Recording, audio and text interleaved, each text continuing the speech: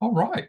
Well, I say we jump right in and get started here. Again, thank you all so much for joining us today for a webinar on the Kentucky Brownfield Community Assistance Program. Today, we're going to talk a little bit about the program, share some of the opportunities and support that we have to offer for communities throughout the Commonwealth.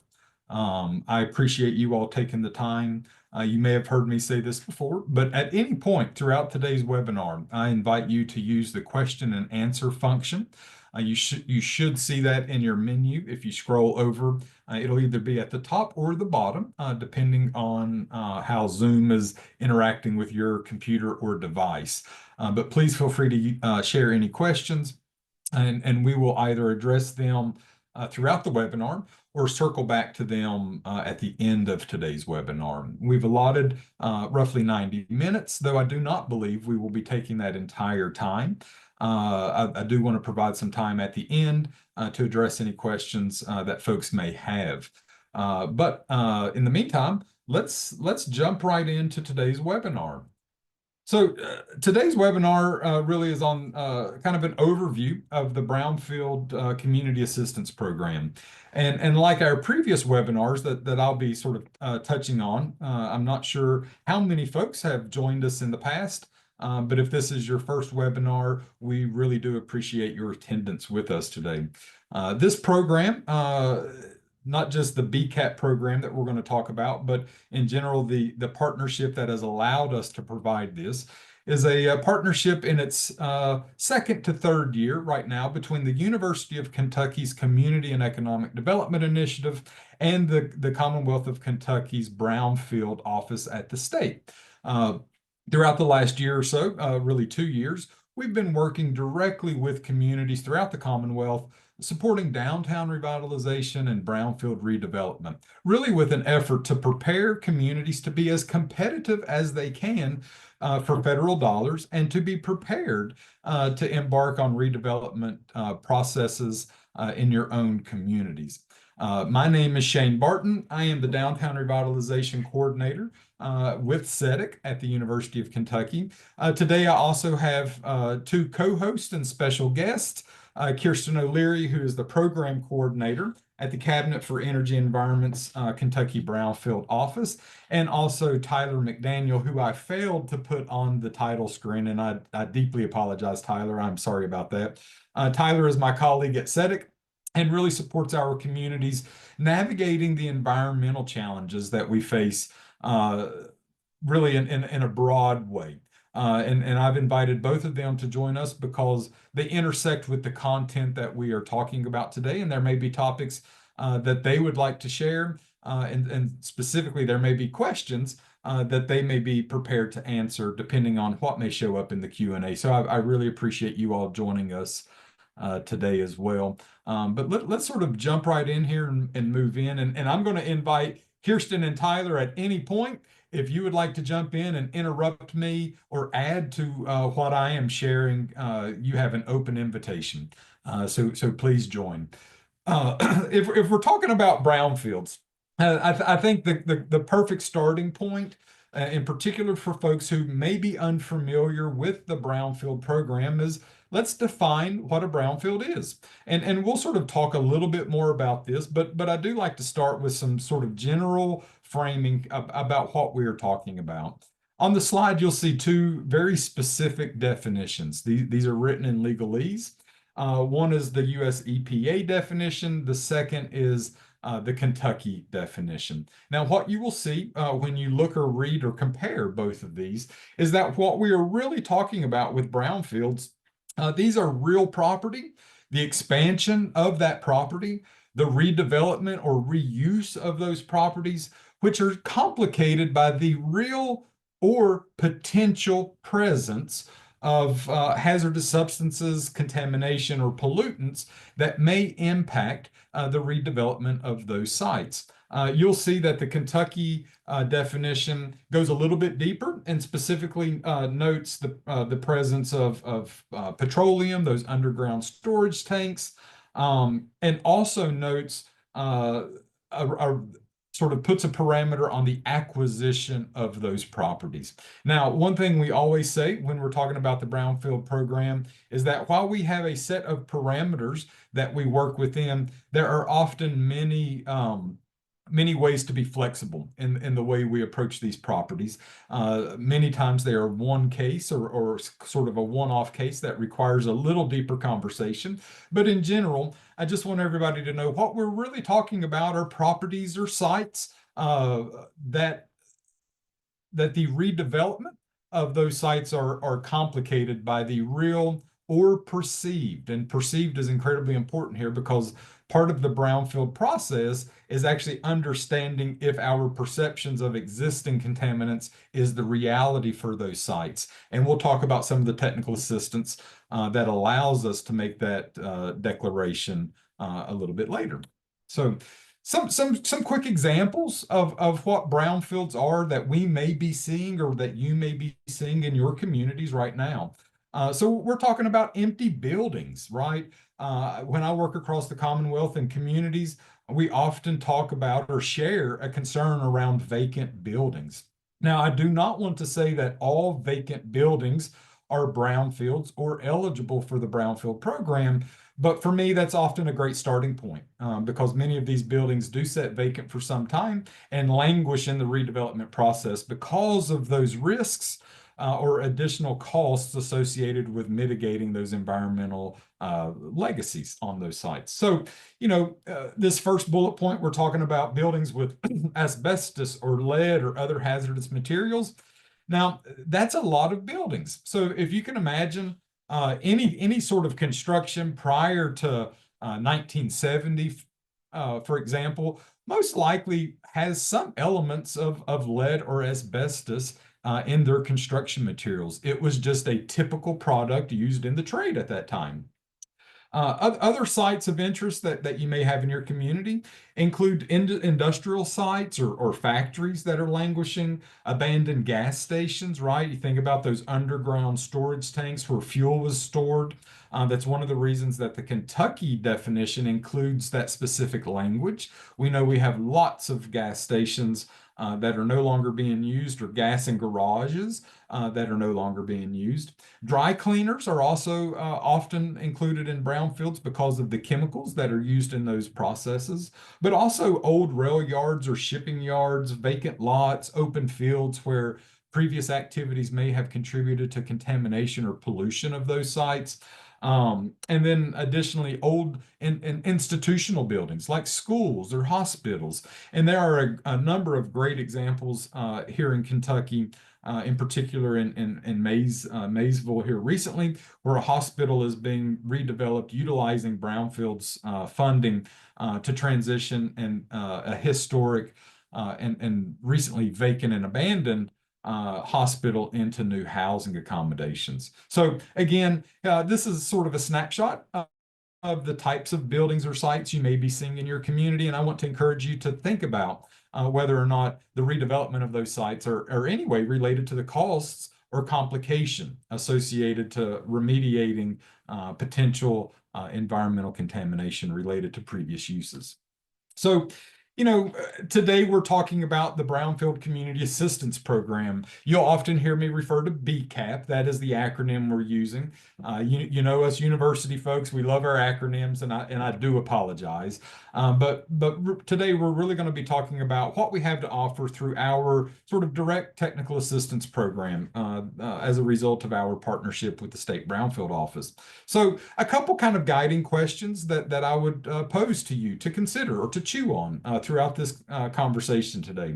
Is your community struggling to address vacant, abandoned, dilapidated, underutilized, derelict, whatever adjective you may use, or just simply those potentially contaminated properties? If so, if that is the case, I would encourage you to kind of think about those sites as we talk about the opportunities today.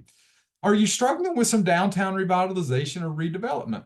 Do you know you have opportunities in your community, but you just can't seem to get traction or to make things happen? Again, I would encourage you to think about how could we leverage the resources that we'll share today to support that effort. And then, have you applied for funding in the past for an EPA Brownfield Community Assessment or cleanup grant and never received that. It is often a tough application. It's fairly competitive. But what we also know is that on average, most applicants do not get funded their first cycle. And many times it takes a secondary or even a tertiary application that third time to get funding. Or at some point in the past, have you done a phase one or phase two assessment? And if you're unfamiliar with those, we'll talk about that in just a moment. But if you have done either of those assessments and you never followed up with a cleanup grant or determined reuse strategies for those sites, I would also encourage you to consider how the technical assistance and support that we'll be sharing today could help you move those projects forward. Okay. So again, if sort of two tracks of thought here, I want to invite you to join. One is if you're considering or are knowledgeable about existing EPA brownfield grants or are considering applying for one of those, this may be a perfect program for you to sort of create some connections, reach out to us, and let's find out how we can best support you. But if you are also embarking on a brownfield redevelopment or downtown revitalization process, I would also invite you to ask some questions about that or to really pay attention to the types of programming we may be able to offer. In many cases, downtown revitalization integrates and includes elements of the brownfield program because in so many of our communities, we all have that, what I call an elephant on Main Street. It's that building that has sat vacant for some time. It's languishing.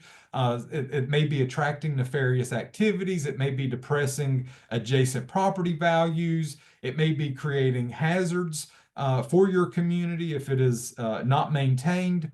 We know that there are a lot of legacy issues and direct impacts from these vacant spaces in our communities. So if either of these pertain to you, please continue to think about how we may be able to support you along the way here. Now, you may be asking, what does this process look like?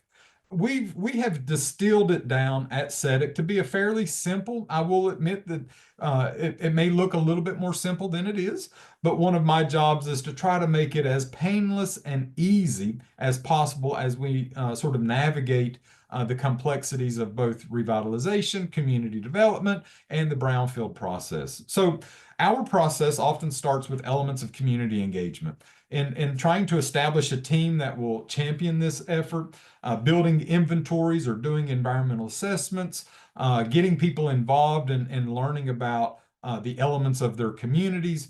We then often identify and assess and evaluate or analyze those findings to try to come up with a redevelopment plan. And that redevelopment plan often includes elements related to the direct reuse strategies of those sites that we're interested in.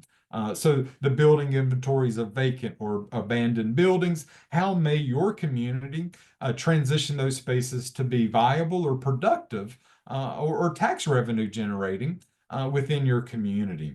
Then we often think about what do the resources look like that it takes to complete that process?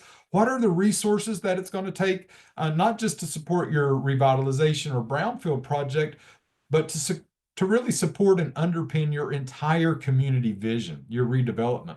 Because what we know is the Brownfield program funds very specific things and it doesn't fund other things. So for example, if your community is addressing housing with a vacant industrial site, there may be elements of related to quality of life.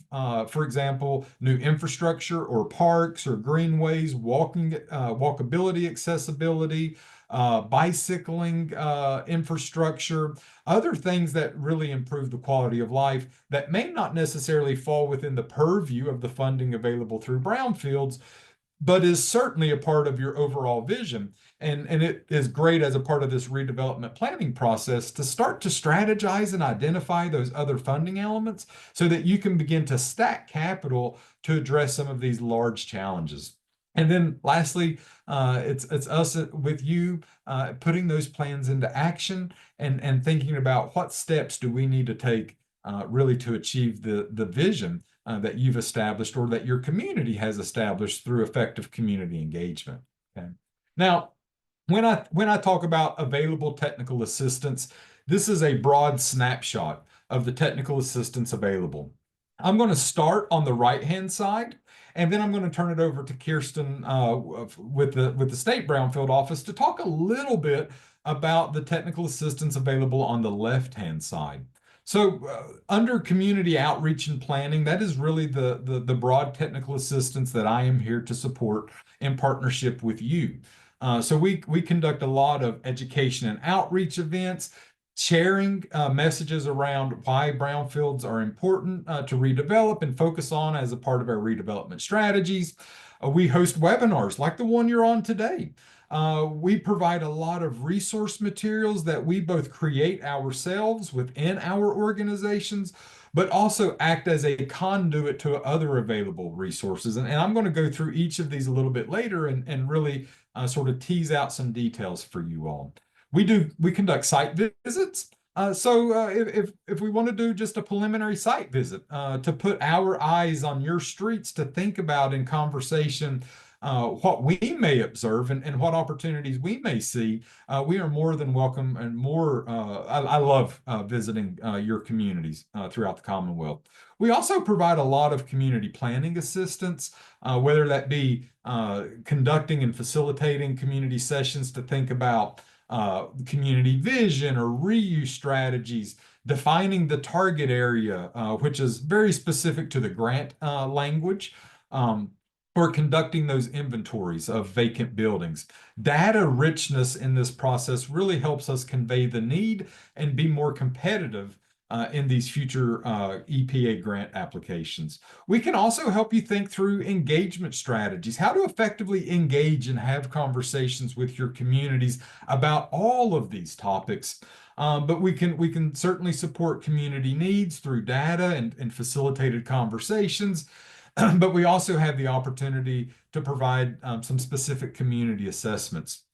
We can help with resource mapping and thinking about what capital may be available that we could leverage to really fully invest in your broader reuse strategy, and then thinking specifically about how those individual sites within your within your target area may be catalyst sites or sites that with their development could promote or spur additional redevelopment. And then lastly, we provide some substantial grant application support in terms of navigating the types of questions you're often asked to respond to and what makes a competitive application. Kirsten, are you with us I'd love for you to sort of briefly go through the technical assistance on the left side of the screen there. Of course. Thank you everybody for joining us today. Again, my name is Kirsten O'Leary. I'm the State Brownfield Program Coordinator, and I am feeling a little bit under the weather today. I don't know if you can tell, but apologize for that. And we'll run really quickly through kind of what our bread and butter is, I guess, at our program. One of the biggest things that we are able to offer to communities at no cost are environmental site assessments through our targeted brownfield assessment program. And through that, we typically focus on phase 1 environmental site assessments, which are kind of a book report of the property, kind of what the past uses of that property are and what the likelihood of contamination is. The phase 2, which is actually sampling done at the property, trying to figure out what kind of contamination is on site. And then after that is done, we typically move into what this ABCA document is the analysis of brownfield cleanup alternatives. And that document kind of leads you into figuring out how much, based on the intended reuse of the site, how much it's going to cost to clean up that site for whatever you want to do with it. Everything on the EPA's like brownfield cleanups are on a risk-based approach. So if you're turning an older industrial site back into an industrial site, then there's probably less cleanup that's going to be needed because there are institutional controls that you can put in place to make sure that the people that are working there on a shift basis are safe and protected from any of the contamination that might be left on site. If you're turning something into a residential site, that would often lead to a lot higher level of cleanup just to make sure that populations that are in their homes nearly 24/7. We're talking about like an elderly population, very young children that are in their homes most of the time, that they are protected. So we can offer all of those environmental site assessments to eligible entities, which are local governments, 501c3 nonprofits, and quasi-governmental agencies. We can offer those assessments at no cost. We also offer grant writing assistance. A lot of this, since we've had Shane on board, we've done in partnership with CEDIK as well, grant workshops and really walking through the EPA application, whether it's for assessment or cleanup, with people. Our office also provides a letter of support anytime that you're applying for an EPA brownfield grant.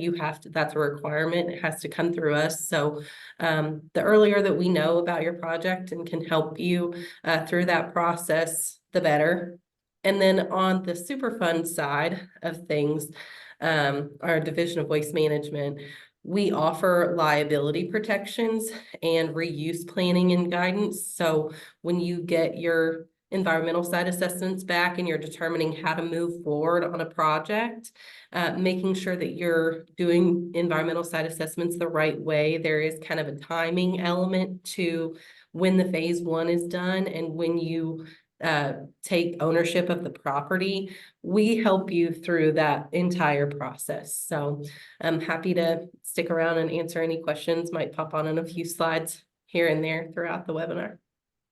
Thank you, Kirsten. And not to complicate today's webinar, because we do have some other webinars that touch on these subjects, but I want to circle back to something Kirsten shared, and that is that the EPA brownfield grants are really available to local municipalities, local governments, 501c3s, quasi-governmental agencies like your area development districts. But there are also some kind of finite details around ownership, transfer of ownership, who owns the property, who owned the property while the contamination occurred. We're not going to touch on many of those details today, but I do want to share that they exist, and that if that is something that concerns you, we are more than welcome to kind of talk through that with you or direct you to one of our other webinars that kind of go into detail about those sort of site-specific situations as they relate to eligibility for funding, okay? So our Brownfield Community Assistance Program, our BCAP program, really is a year-long process. We're starting it now. We have a number of communities that are going to be participating with us. We also have some available sort of time and energy to invite you all to be members as well as a part of this year's cohort. It will be developed and not really developed, but it will be sort of shared with you all or deployed, if you will, in a number of ways. We can support you through a long-term process, much like a planning process to help you kind of navigate the elements of the grant application. Or it may be more appropriate if you're more interested in some of the specific elements in kind of an a la carte type arrangement where we may be able to support you along the way with specific elements that we'll share today. So, you know, this support really is intended to connect under-resourced or underserved communities with a variety of opportunities and technical assistance, right?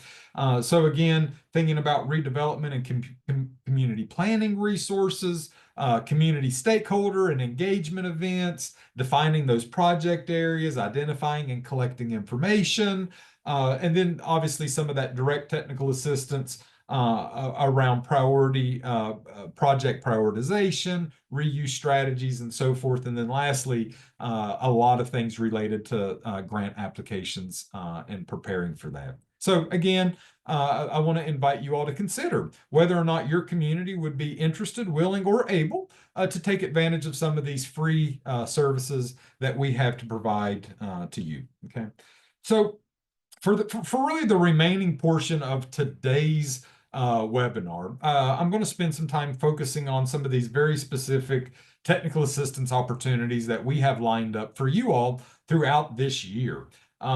This really focuses on kind of the community support and application preparation piece related to the technical assistance. Now, we're gonna kind of work our way through each of these in a little bit more detail. But again, I want to invite everybody, if you have any questions, please use the Q&A function.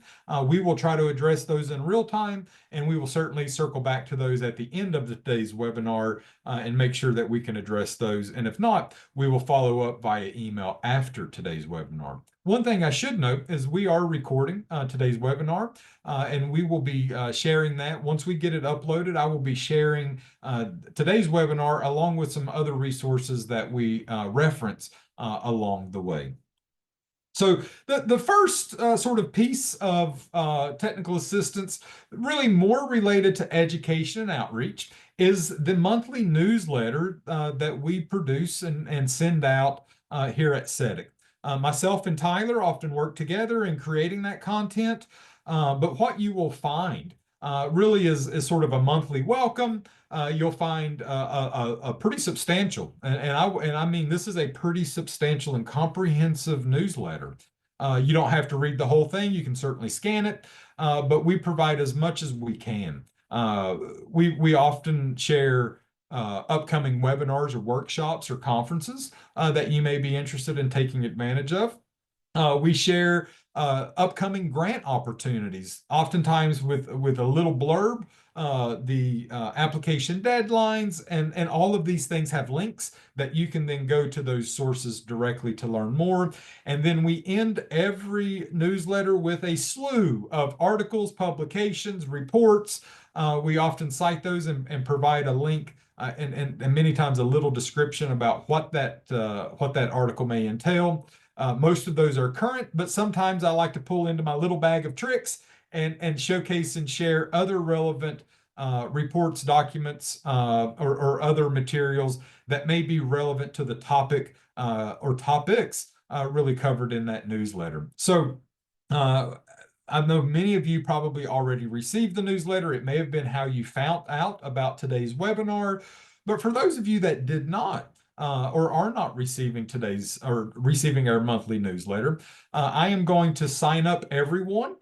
You can certainly unsubscribe if you would like after you receive the first one, but I'm also going to include a link to subscribe. So if there are other folks in your organization, in your community, in your network that you think should be exposed to this material, I would invite you to share that subscription link, and they could sign up themselves. Otherwise, you are always free to send me your name and email address, and I can manually sign you up for the newsletter as well. Again, it's very rich in content, sometimes a little overwhelming, I will admit, but I try to be as comprehensive as possible in my one monthly communication to our stakeholders. Right now, we're up to about 350 recipients throughout the Commonwealth.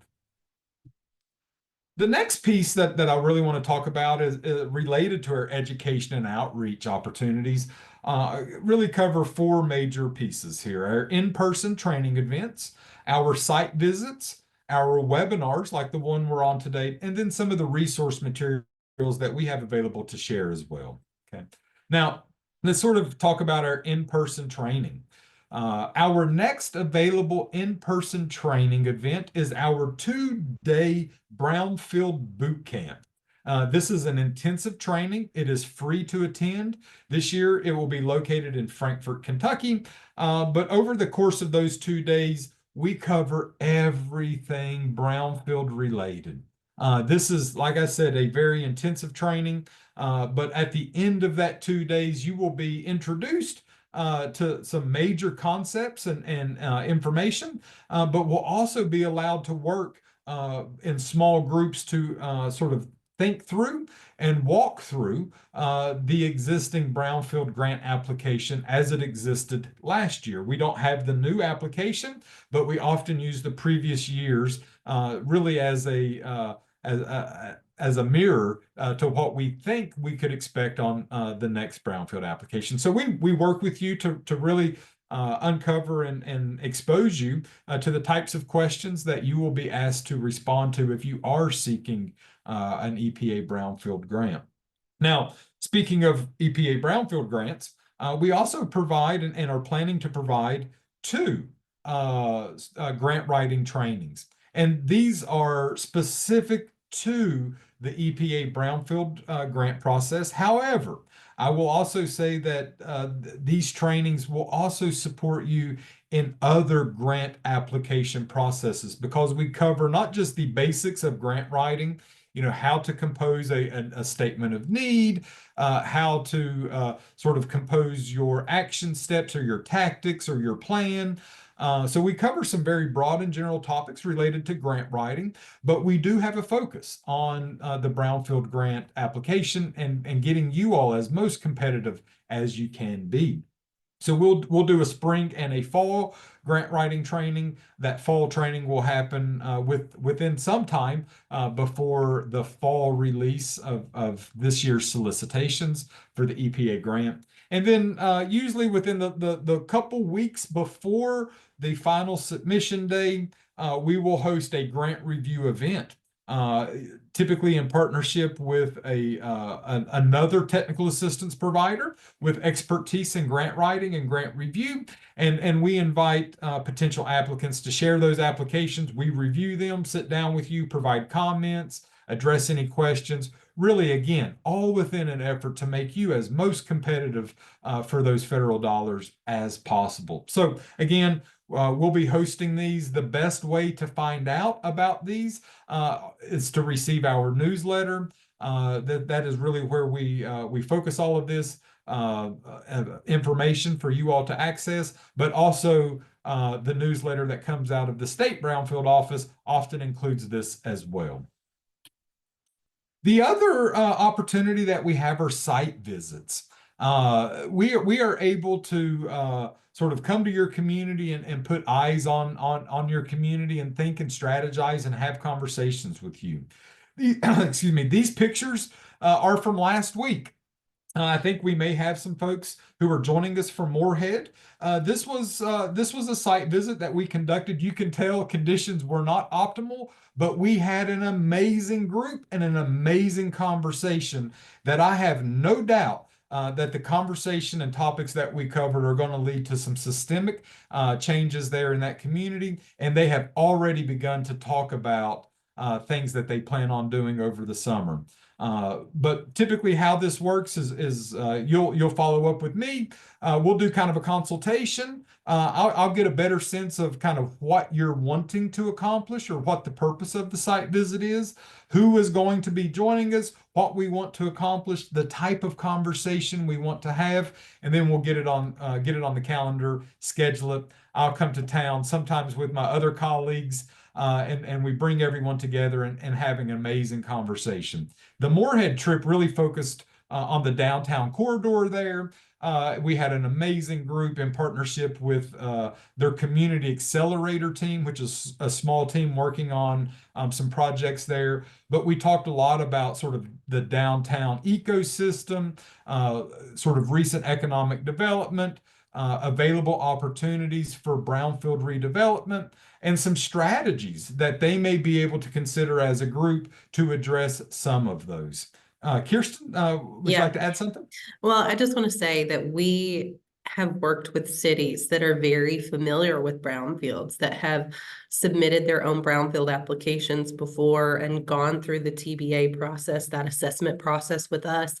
And we have gone to the city recently and done windshield surveys and driven around the town with them and still identified brownfields that they were like, oh, I would have never thought about that. So really there's something special about having kind of an outsider looking in perspective on where you live, your city, your county. And that's probably one good thing to mention is that BCAP doesn't it could focus on a corridor within your city. It could focus on the whole city. It could be county-wide.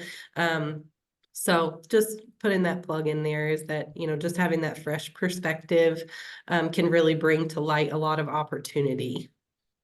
Thank you. And that is critically important.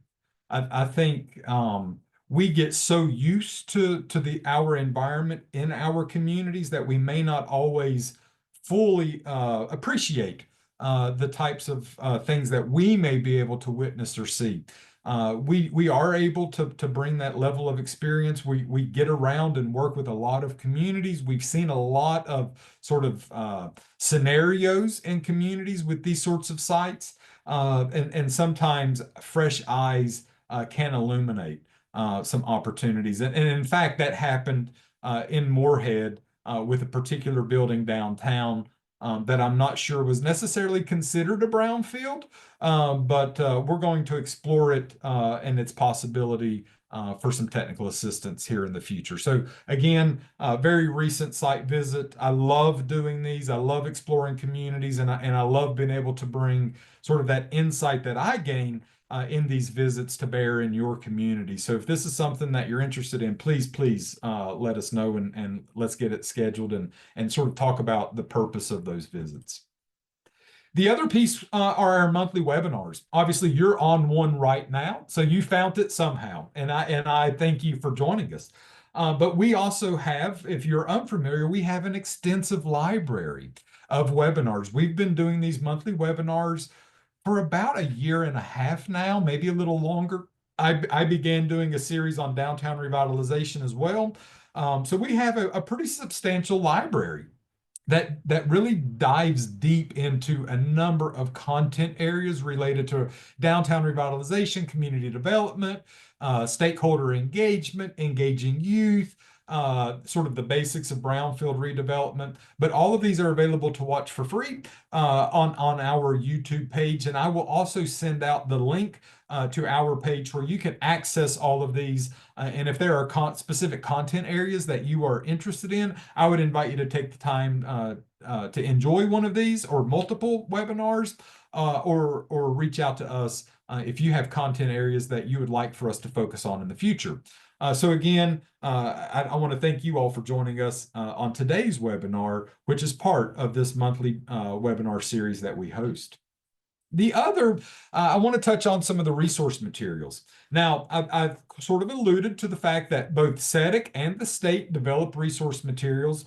What I've highlighted here on this slide are CEDIK's county data profiles. So on our CEDIK team, we have some amazing researchers whose sole job is to update and maintain some really impressive data sets.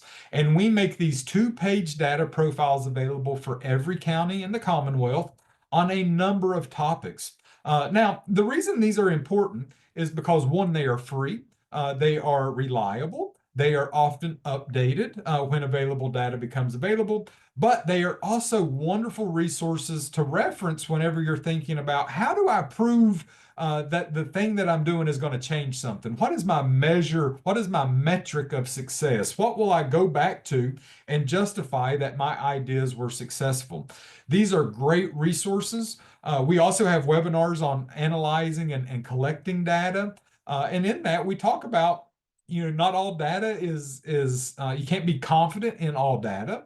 And some sources are kind of cumbersome to navigate. For example, the U.S. Census, which is the go-to data set in America, can be kind of a cumbersome data set because of its size. So we also have access to sort of government publications and reports that we often share. There's resource guides or how-to manuals. In the webinar, or excuse me, in the newsletter, I often share sort of current articles or publications that either government sources or reliable nonprofits are producing. But there are also a number of screening tools available, some that have been required in previous years that we use as a part of the application process, and some that we can encourage you to use to help sort of define the need or the problems that you may be experiencing in your communities. So sort of moving on to the community planning assistance that we have available. These really cover a number of topics from defining your target area or doing the building inventory, thinking about engagement strategies. How do we have these conversations in our communities? Thinking about resource mapping or really diving into those catalyst sites and how to pull all of that together as a part of the grant application. So let's sort of jump in to target areas and site inventories. There are a number of ways to do this, and I certainly do not want to say one is better or more appropriate than the other. I think it really depends on your level of insight, the amount of time or capacity you have, the technology that you may have available, because we can sort of help think about and strategize a number of ways, from the windshield survey that Kirsten alluded to, where we simply drive around and take notes, to working directly with your PVA. Maybe it's working like this example, just using a screenshot of a Google map, and then overlaying certain colors or shapes on top of sites to kind of illustrate vacancy or occupancy. This is a great example that was done in Harlan County. It is hard for me to imagine this was 6 years ago because it feels like we were just doing this. But we have an amazing webinar where the folks who conducted this share how they approach their vacant building. And it is really an inspirational story that I would invite all of you to watch. But again, a great example of a pretty low cost, low capacity way to document your target area. This again was the entirety of downtown in Harlan, Kentucky and Eastern Kentucky. Another great example. Now, this is a sort of on the more intensive side that uses some more technology and requires a little bit more capacity and know-how. But these were building inventories that were conducted as a part of a planning process in Manchester, Kentucky, and Clay County. These are sort of renderings of the downtown and color coded with their uses. The one on the left is also used to sort of document historic buildings that were lost in that community. So again, building inventories or site inventories are critical to sort of helping get this process and conversation started. It's critical data to have. Um, but we can help you kind of navigate the challenges of doing those inventories and thinking through what is the most appropriate way for you to visualize those. Now, when we think about sort of engagement strategies, they really do fall within a couple broad categories. We're often thinking about community vision and how our needs relate to our reuse strategies.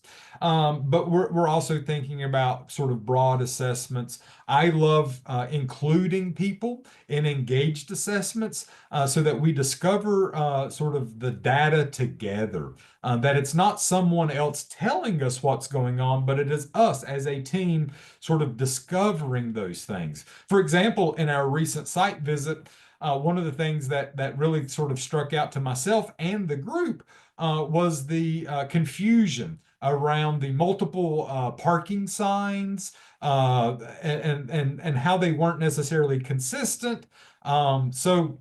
Again, getting people together to discover and document as an assessment protocol. I love engaged assessments, and I really want to sort of help you all think about how can we get our community together to learn and discover and share those experiences. So, why is it important that sort of community need?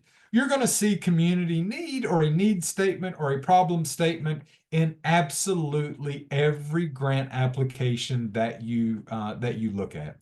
Everyone is going to want you to document the need. It may be called the issue, it may be called the problem statement, or simply the problem or situation to be addressed. But being informed and able to respond to that is critical for your success in creating a competitive grant application. This really focuses on the community, right? This is a community issue or a community need. And when we discover it through community, doing those assessments together, it always makes for a much stronger proposal.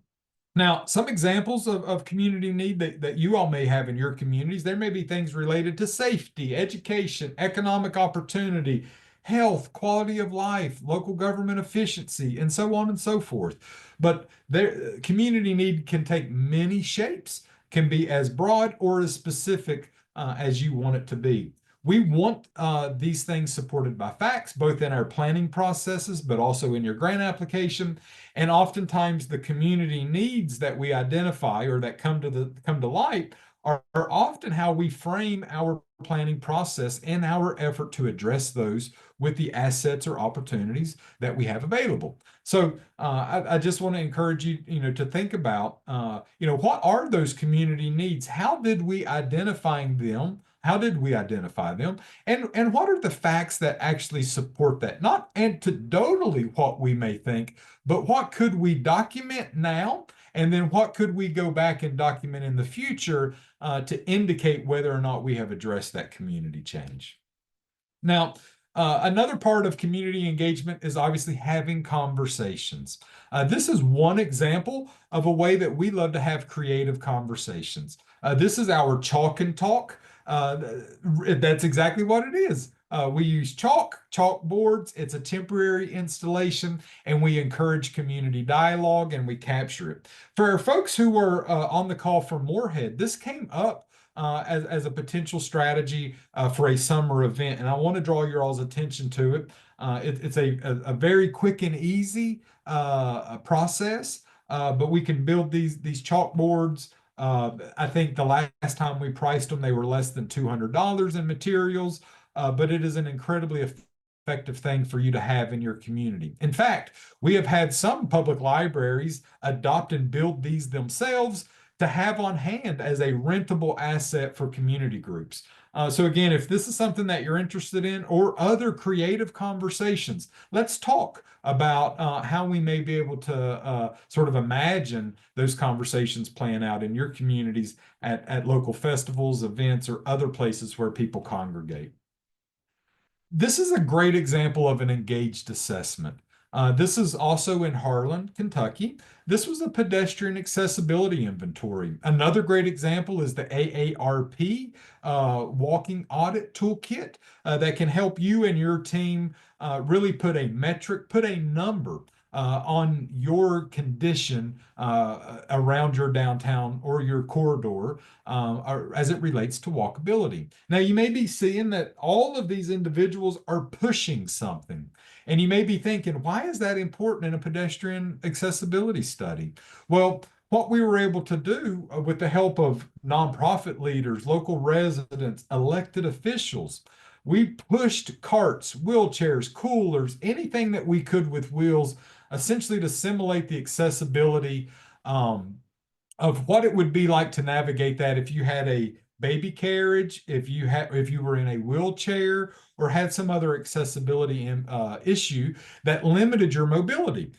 What we noted in this process was that many of the sidewalks were not accommodating or safe for not just residents, but visitors with varying abilities. This is a community that wanted to really focus on tourism and tourism attraction and bringing in outside folks. But what they acknowledged was that if we want to if we want to open our community and invite others, we need to be ready for those people and all people, right? So again, we have some experience with great examples where we have done engaged assessments together with community teams. This is another example.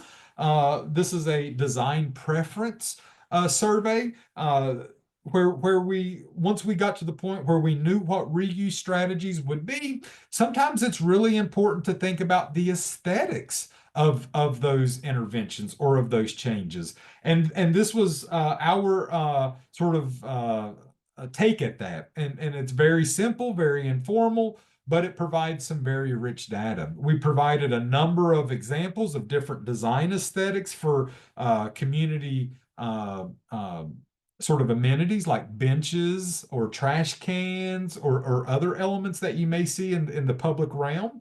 And this provided the space and opportunity for folks to voice their preference. And those preferences then found their way into the planning documents and directly related to the reuse of the sites in question. So again, we have great experience in sort of navigating creative ways to have these sorts of engagements and conduct community assessments.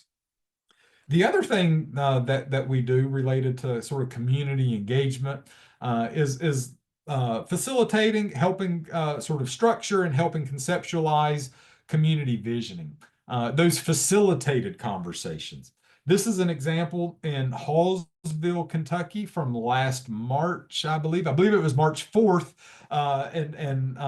That date always strikes me because we were marching forth with a planning process that night. We had an amazing group. This was in the United Methodist Church right in downtown in their facility, their community space. We had roughly 100+ people engaged in this conversation where we documented the community vision, community strengths, the assets, some of the challenges community members were facing. We had individuals share, we had group conversations, and at the end of the night, we were able to document and prioritize all of those comments and concerns. And it led into the planning document, but also into the reuse strategy for some of the sites that they are already beginning to address as a part of their downtown revitalization strategy. So, if sort of a more formal approach and bringing the community together, having a large meeting, having it facilitated by outside experts who can help you sort of conceptualize what that process and the conversation that we would like to have that best serves your needs, please reach out. These are things that we love to do. I love facilitating conversations like this, and I love hearing from residents and communities about the things that they love and the challenges that they are facing. Now, some of the miscellaneous sort of technical assistance that we offer are related to these last three components. Kind of resource road mapping, thinking about those catalyst sites as a part of your reuse strategy, and then that grant application support. Okay. I will note I do not have a slide for grant application support, but do note that we do host those grant writing trainings, but also that grant review event at the end of the year is an amazing opportunity to get some direct feedback on the proposals for the EPA Brownfield grant. Okay. So, when we think about resource road mapping, again, I want to uplift an existing webinar that we have where we focus an hour to an hour and a half on this specific topic, because frankly, it is kind of complicated.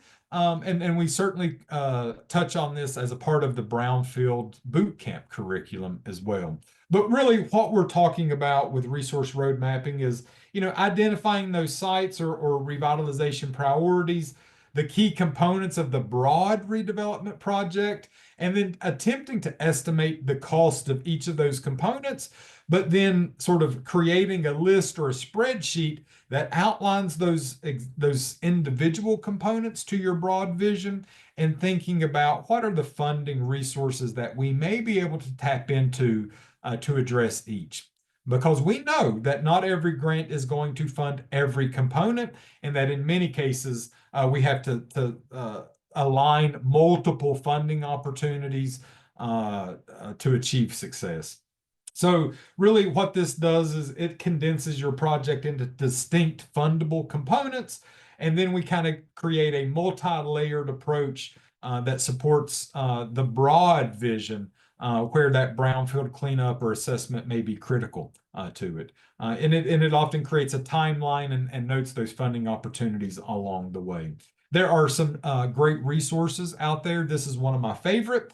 This is the 2023. It should be updated hopefully this year, but this is the Federal Programs Guide. Again, we have a great webinar that shares this. And this program guide really goes through and articulates in great detail all of the different federal agencies that provide funding for all sorts of things that may be related to your Brownfield program. So again, this is another great resource to lean into, but there are other resources available that we can share with you. So again, it's kind of in summary here. what's involved. We're defining those project components. We're estimating the cost. We're identifying kind of the best sources of funding, and then kind of you update that resource roadmap along the way. And it sounds way more simple than it actually is, but again, I just want to emphasize the fact that we are here to help you along the way as you think about and think through these opportunities. This is another example of a resource roadmap. This is a great communication, outreach, and education tool developed by Tetra Tech and Adaptive as they were working with Paris, Kentucky on a brownfield program. Now, we know with most revitalization efforts, sometimes progress is hard to see and communities don't always know what is going on. So this was an opportunity for them not only to align some of those sort of steps along the way, but to also showcase what has been done and to keep their community informed. I took a screenshot of this about 2 years ago, so it's a little outdated, but this is, again, just a great creative example of how some folks have approached this idea, not just to document the steps along the way, but to keep folks informed about what is happening. Now, we mentioned catalyst sites, and what we really mean here are what are some of those individual sites. We can help you think through how individual sites within your community may be those sites that can really move things along quite quickly or spur other development along the way. Okay, so is it, when we're thinking about these sites, is it within your defined area, your target area? Does it align with your community vision or need? Does this site help you actually eliminate blight or contaminated properties? And in fact, does it also help you improve your quality of life? If you can check all of those boxes, there's a pretty good chance you have a catalytic site that could spur additional redevelopment along the way. Okay. So again, kind of circling back here at the end to the beginning, I just want to, again, extend an open invitation to all of you. If there was any component of any technical assistance that we have shared with you today, I would love to hear from you. I want to plug you into this free opportunity, and I want to bring the resources of the Commonwealth to bear in your community. So again, if you're struggling to address vacant, abandoned, dilapidated, underutilized, derelict, or potentially contaminated properties, reach out. Let's figure out how we can begin to address those and have those community conversations. If you've got opportunities in your downtown and you just don't know how to make things happen, reach out. Let's have a conversation and figure out how we may be able to support you. If you've applied for funding in the past and not received it, or conducted a phase 1 or phase 2 in the past but never did a cleanup, I'd love to hear from you because I want to help you move those things forward as a part of this BCAP process. Kirsten? Also, I see a couple of familiar names on the attendee list. I won't call you out by name, but if you have an active assessment grant and there are communities that you've focused on within that assessment grant that you think could benefit from some of these activities and getting better prepared for cleanup applications this fall, let us know, get us connected with them. We're ready to get the ball rolling for this year. So we're happy to have any and all conversations and site visits, etc. Awesome. Thank you so much. And folks, we are at the end here. I just wanted to circle back to the beginning, just as a quick snapshot to remind you of some of the specific opportunities we've shared with you all today. Again, I'm going to sign everybody up for the newsletter. You'll start to receive notifications about upcoming trainings, webinars, conferences, things like that. I encourage you to share that sign up, that subscription link with others in your community or network.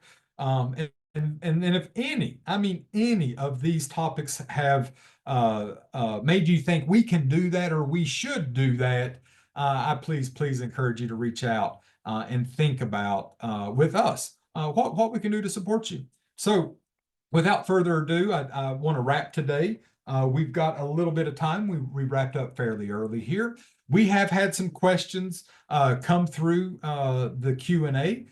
Kirsten has been diligent responding to those. I appreciate the questions that have came through. If there are any other questions or comments, I want to encourage you right now to share those in the chat box, or excuse me, in the Q&A, and we will sort of circle back to those right now. So again, if there are Q&A questions that you have, please feel free to share those. What I would like to do is I'm going to touch on some of the questions that have came in that we have addressed, because I do not think you all may be able to access that, but I do want to share it. It's the teacher in me saying, if someone has this question, there's a good chance that someone else may. So in the meantime, while I sort of brief us on the questions that have been addressed in the Q&A, I want to encourage you all to share any additional questions that you may have. So one question we received was for the targeted assessments, phase 1 and 2, asking if the owner of the property must request the assessment. Kirsten, would you like to sort of touch on the response that you shared for this question? Yeah, so typically think of a phase 1 as doing your environmental due diligence, as if you were doing like a home inspection before you buy a house.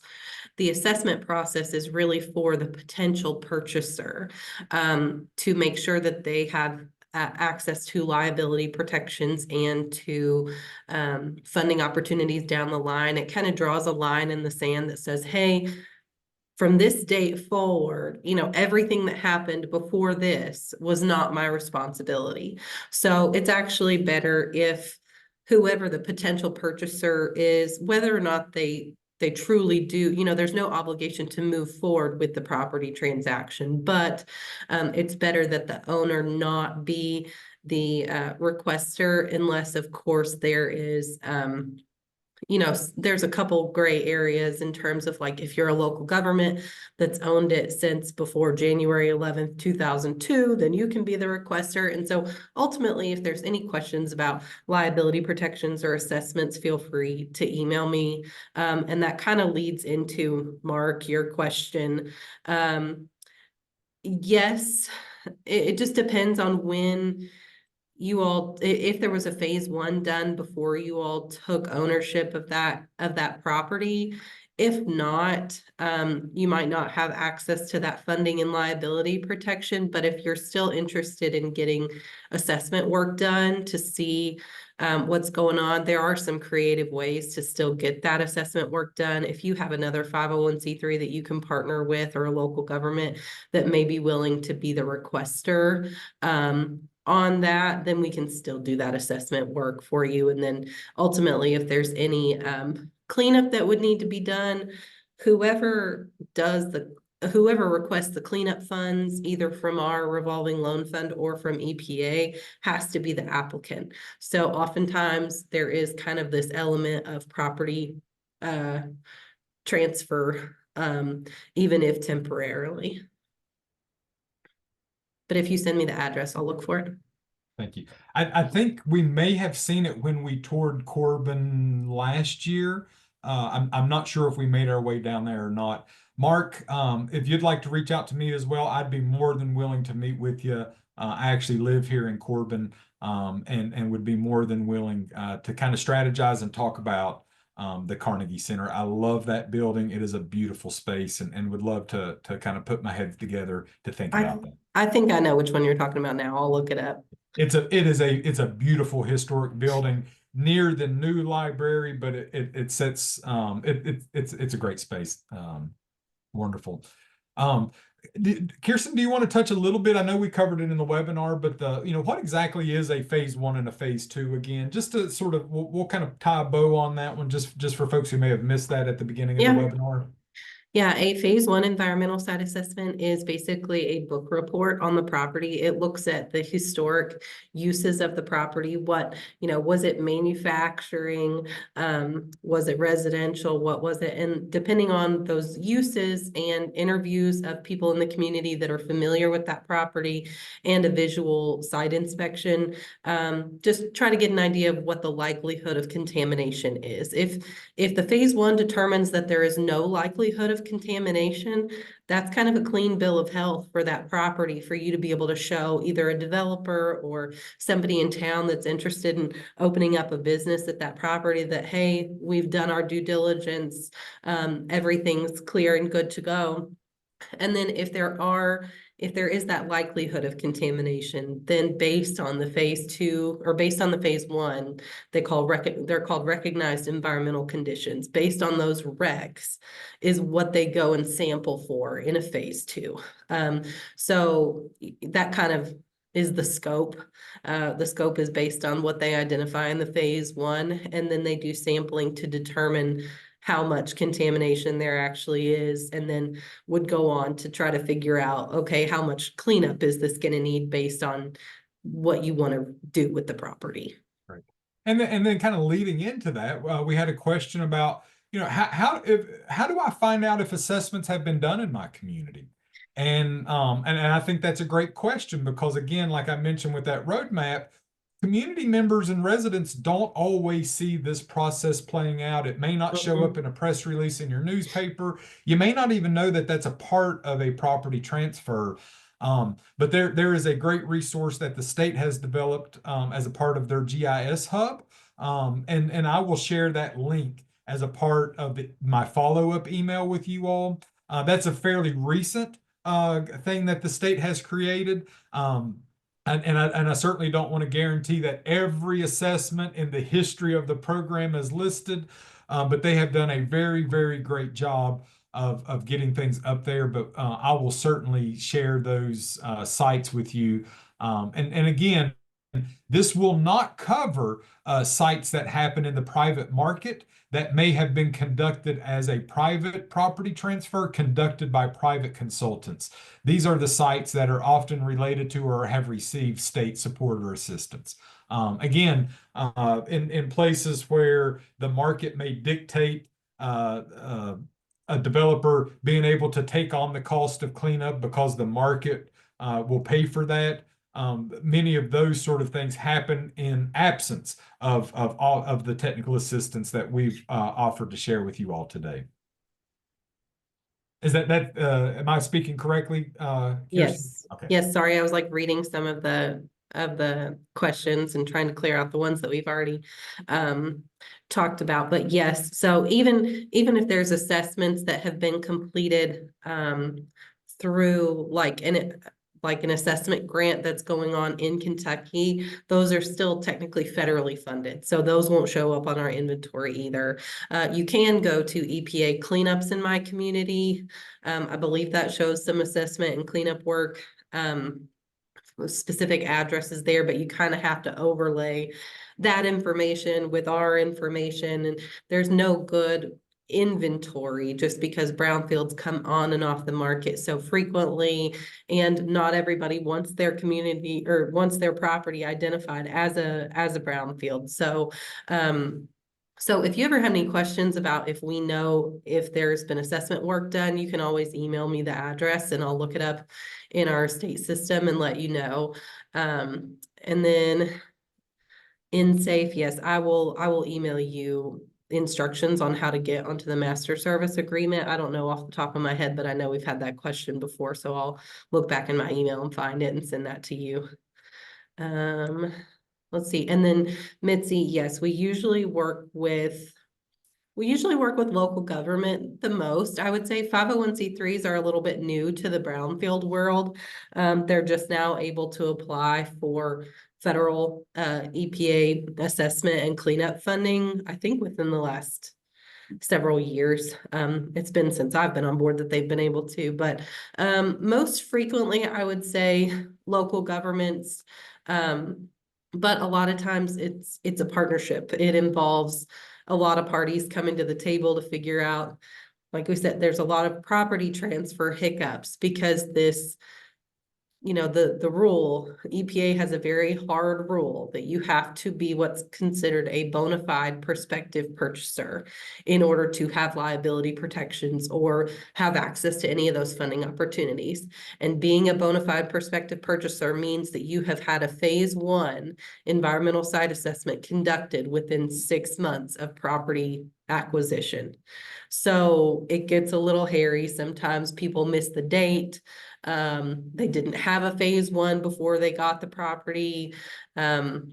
Whoever got the property wasn't an eligible entity. And so a lot of times there's property transfers between a 501c3, local government, industrial development authority, area development district, anybody like that. So we work with a lot of area development districts and local governments on these targeted brownfield assessments.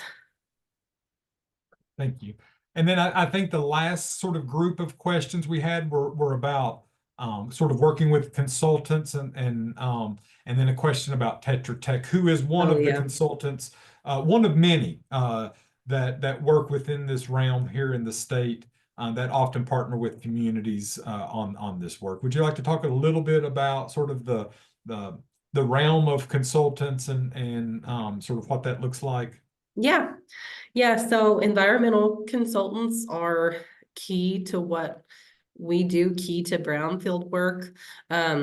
There's a lot of heavy involvement from consultants on our targeted brownfield assessment program. We wouldn't be able to do as many targeted brownfield assessments and complete as many of those for communities without the help of environmental consultants. So oftentimes, depending on our workload and staff availability and even technical expertise, we have to contract those out to an environmental consultant to either do a phase one, phase two, ABCA, that analysis of brownfield cleanup alternatives document, or lead and asbestos surveys. We don't have anybody at the state that does lead and asbestos surveys. So they're definitely vital to that. They also are super helpful in terms of identifying projects and helping communities apply for EPA cleanup grants. They have familiarity a lot of times with these projects and the expertise to assist in that grant writing process. And then what was the other question? It was also related to consultants, right? Yeah. Let's see I here. lost it. I have two. I think you. The master service agreement. Yeah. Yeah. I do not know the ins and outs of getting on the master service agreement, but I know we've been asked that question before. So I will figure out how to do that. It's through our finance cabinet. I believe it's not through us. It's through the finance cabinet. You have to do that. I don't think it's a super complicated process, but yeah, we contract with people that are on that master service agreement to do a lot of that work, especially with the influx of funding that we've had through the bipartisan infrastructure law. And sort of speaking of consultants, I do want to share this just to be very clear. That my inclusion of the Tetra Tech slide as an example of the resource roadmap is in no way sort of a promotion of them as a consulting firm, but there are a number of consultants that work throughout the state. But I do love that example of what they created to sort of help sort of keep those conversations going and keep communities informed. It's a pretty good practice. But I do just want to make that note, considering we do have so many consultants that work in this space, and I certainly don't want to be perceived as sort of elevating one over the other. But I did want to share a great example of a piece that they created along the way. Yeah, and did you mention before if that is interactive? I don't know if I did or not, but it is an interactive piece where you can click on each of those little moments along the road, and it'll open up a pop-up screen that sort of shares the details of what was done as a part of that component. So, All right. we have gone through. Thank you all. Those are great questions. It really shows that you all were paying attention. There are some webinars we do where we get no questions, and I'm like, oh, I don't know if I did that effectively. But I really appreciate your insight. Your questions show that you care. I appreciate you all joining us. I want to give us just 1 minute here before we close. If there are any last minute questions, please feel free to include those. We've got a little bit of time, but I certainly don't want to keep you any longer than we need to. But just in closing here, I want to thank Kirsten and Tyler for joining us. Also want to thank you all for taking the time out of your day for joining us on today's webinar. But as a follow-up, once we get the recording on our YouTube page, I will follow up with everyone who registered to attend. You'll get a link to the recorded webinar. I'm going to share some of the resources that we talked about. I'll certainly get you all signed up for the monthly newsletter and send out the link for signing up or subscribing to the newsletter. Again, thank you all so much. Enjoy the rest of your day and enjoy the weekend coming up. You'll be hearing from us very soon. Any closing thoughts, Tyler or Kirsten? None for me. Thank you all. We're getting a lot of love in the Q&A. So thank you all. Yeah, appreciate it. And for folks on the call that we have been in contact recently, we'll certainly be following up here momentarily to schedule those site visits, get things confirmed, and follow up with how things are going. So appreciate your all's time, and more importantly, I appreciate your all's commitment to the communities you're tasked with serving. Thank you all, and you'll be hearing from us really soon. Have a great day.